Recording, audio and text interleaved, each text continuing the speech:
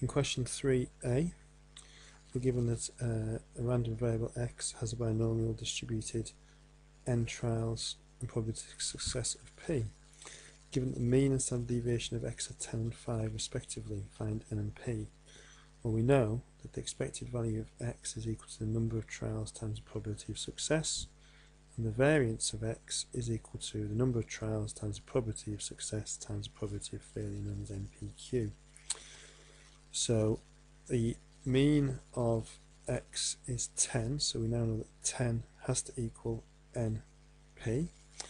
It states the standard deviation is 3, and we know that the square root of variance is standard deviation, so if we square the standard deviation we get 9, and that is equal to NPQ. But we could call this NP1 minus P, which is the same as Q. Now we have two equations and we have two unknowns, so we're going to have to solve these simultaneously. First of all, I would state that n is equal to 10 divided by p. That is a rearrangement of our first equation.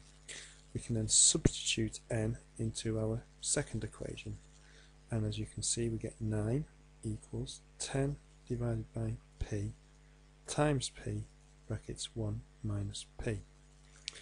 In this case we're going to get p's cancelling and we end up with 9 equals 10 minus 10p. If we rearrange we get 10p is equal to 10 minus 9, which is 1, so p is equal to 1/10.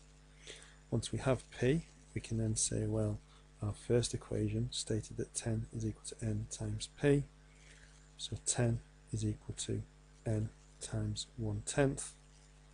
So in other words, 100 must equal n by multiplying by 10 on either side.